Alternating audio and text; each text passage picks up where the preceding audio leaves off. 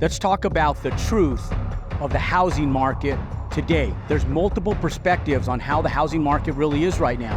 From an end user as a home buyer, as a fix and flipper that's trying to turn a profit, from an end investor that wants to buy, hold, and lease, and also a perspective from short-term renters that want to buy and short-term rent. And then there's a perspective on the residential housing sector from builders that are buying land, building houses vertical, and reselling them for a profit.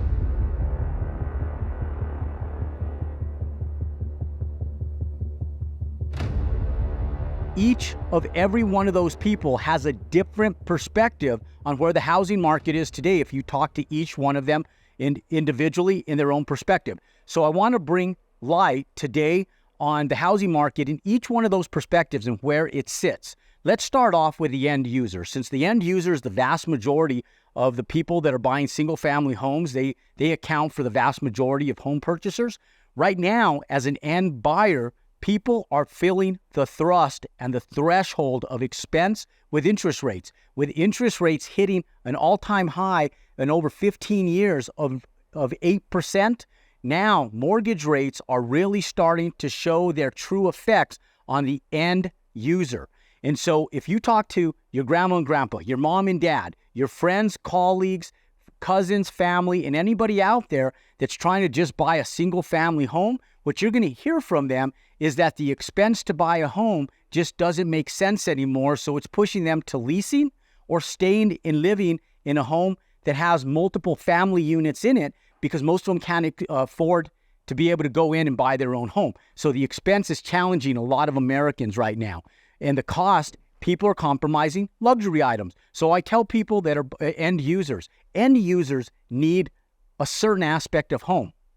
What they want and what they need are two entirely different things. So one of the most important things you have to realize is that right now, as a builder, let's talk about a builder as a number two, because a builder needs to provide a product that the end user is looking for, okay? Now, fix and flippers, you can listen to this as well because it's super important for you as well.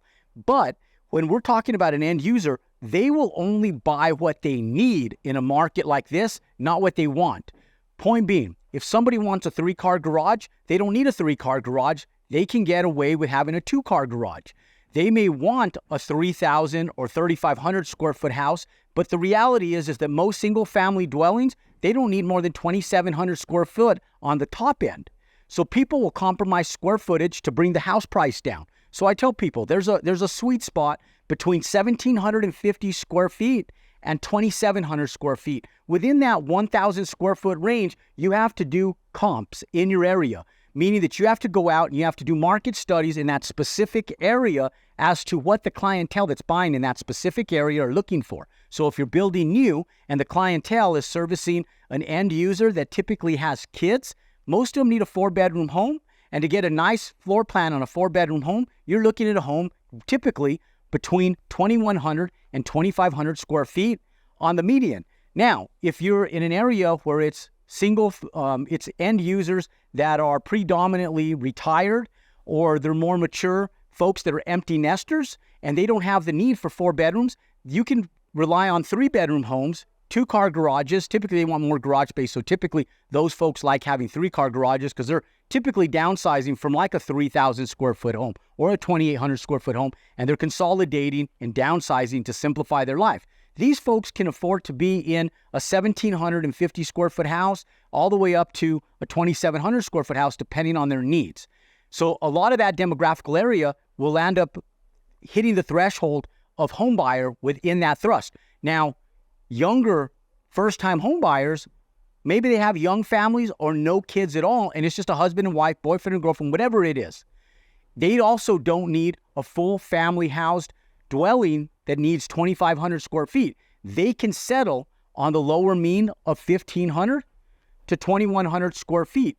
And so depending demographically on who you're actually servicing is really going to depict what you're going to build in that specific area, along with fix and flippers. So you have to make sure that you're taking demographics, comps, in specific use in specific areas into account when you're going to buy land and build houses so that you know what the end buyer needs in that area that serves that specific demographics. Now, if you talk to any home buyer right now that's just going to live in the house, Most of them don't want to buy a home with these high mortgage rates. They have to buy a home in certain circumstances, so they'll settle for what they need, not what they want. Now let's talk about the builder. I'm going to give you guys a sweet spot demographics of what to build. Now, obviously, when you're building homes and you're looking at a specific area, just like I said, you got to run comps, you got to build it area specific.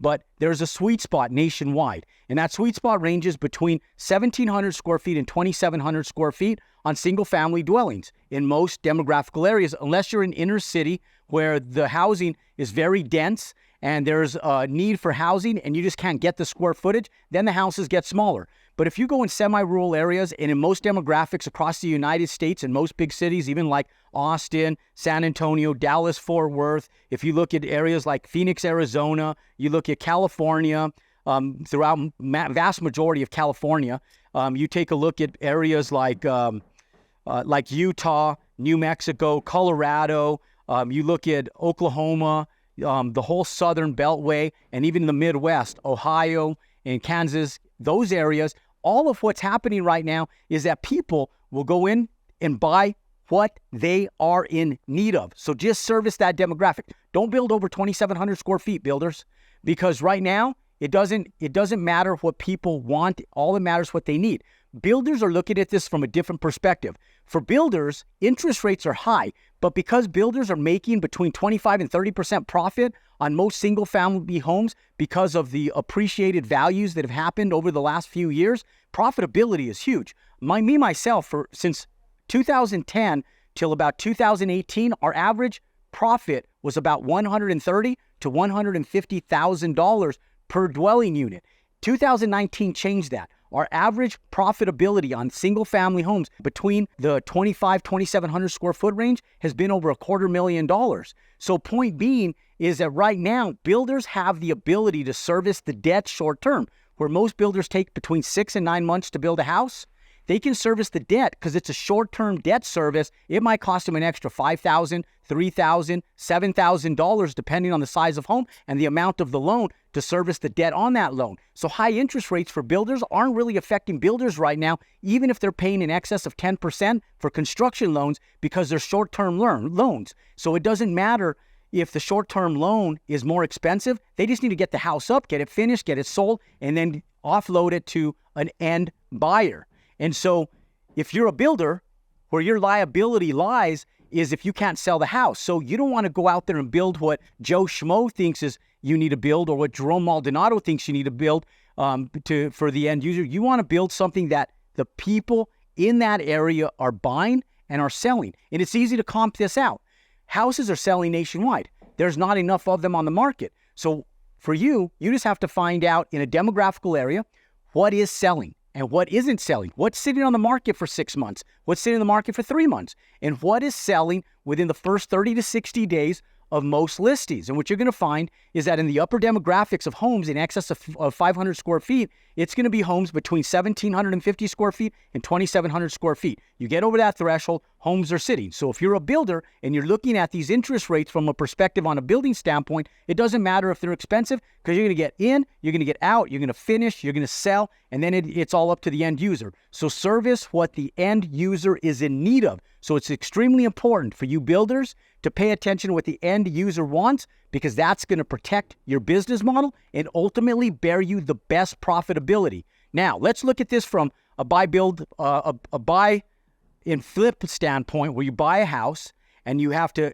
add a little bit of value to it and then sell it for a profit on the back end. I would not focus on median homes for build and flips. And the reason why is you take a $400,000 house. Okay, because there is such a massive demand for that right now, even though we've experienced maybe a 10% threshold compression on sales prices, if you think about that, that's only about $30,000 to $40,000 in profitability. Most fix and flips, people are going to put about that amount into a fix and flip that is a $300,000 to $400,000 home that you're hitting the median into. Now, if the market compresses and you can't sell it and you have to shave off $10,000, then $20,000, I don't know how many of you guys want to go to work for the next 4 or 5 months turning a fix and flip and bear a $20,000 profit. But for me, it's not worth my time, my effort, my stress, and the liability on my finances. So I always tell people, if you're doing fix and flips, get over that cusp, just like new builds. Get over the cusp of the median $500,000 standpoint and stay under the 800. When you buy at 5 to 600 and graduate that to a $750,000 house. Do your comps, make sure that you're buying something that is aged and distressed, more vintage style. You take that asset, you add $20,000, $30,000, $40,000, $50,000 to the fix and flip, and then you sell it for a $50,000, $60,000 profit. Now, I don't like fix and flips because the same amount of effort, same amount of time goes into a fix and flip as new construction. But with new construction, no matter where you live nationwide and almost virtually worldwide, the process is the same almost every single time, with the exception of the dirt work and the shoring if you have to build on a hill or in a hole. But if you build on a flat lot, the variables are almost identical every single time. So you know what your profitability is every time you turn dirt. You buy a piece of land and you sell it under a specific demographical area. So I always tell people, be careful in fix and flips because you can lose money because your profitability is compressed. Now, let's look at this from an Airbnb, short-term rental, and long-term rental perspective. Okay, you have to look at it on your percentage of profitability. And I'll be the first to tell you that short-term rentals right now is the cusp of variance in the residential market because nationwide, short-term rentals on average are down nationally by over 30% right now. And so be careful, short-term rental people. Now, if you happen to live in a demographical area where short-term rentals are still extremely viable, then go at it.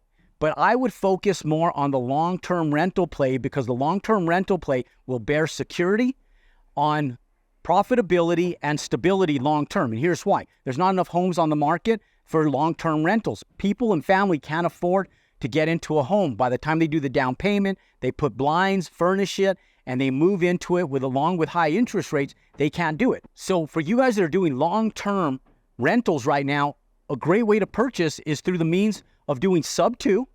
People that need to get out of their house, they can't get out of their house because they can't sell for the profit they want. You're going to be into it long-term. Some of these folks have better interest rates than what you can get in the open market today. And so hence, you can go in and take over the pre-existing mortgage for them without any credit checks, without any liability, and you can go out and rent that property long-term. You can also do an owner finance on that property. If you do owner financing, when you take ownership of that property, one of the cool things about owner financing is you can negotiate the terms and the interest rate. You might go in and say, okay, I want a lower interest rate for the first 3 years because in 3 years, things might change a little bit and you can refinance the house out of the owner financing into permanent financing. So if you do a 3-year balloon payment and you do a 4% interest rate, now your payments go down. So end users, listen up because owner financing for you may be the cure for your compression in the market with what we're seeing right now with interest rates, okay? And so if you guys go in and you buy something on owner financing, you can go in and negotiate a lower interest rate, hence refinance it down the road. Now for long-term rental folks that are experiencing 8% interest rates, be careful. Make sure you underwrite your project with at least a 10% monthly CapEx expense that you can put into reserve for roof, for windows, for stucco, for siding, for landscape repair, for whatever type of CapEx expenses, capital expenses that property is going to bear over time, and make sure you have enough to put 10% aside and still pay 100% of your mortgage to decrease your liability. And if you do not have the threshold to do that, don't buy a long-term rental or don't buy a property that's going to put you in a compromising financial position. Ladies and gentlemen, everything is in the perspective of the beholder. There's a business model behind everything. And if you execute correctly, you're methodical on how you purchase, and you have a business plan to execute, there's always viability and profitability on the other side, in spite of high interest rates and in spite of what's happening in the market. A little creativity, a little bit of negotiations, and some forward thrust in regards to how you execute is all that's needed. And that's how you continue to go out and compound your success. If you love this content, give us a thumbs up, pound and subscribe to our YouTube channel for more content just like this. And I'm going to refer you guys over to our series on how to buy land, build houses. It's a 24 series of videos teaching you guys how to profit from single family builds and buying a piece of land and generating 6 figures. Click below, click and subscribe. I'll see you next time.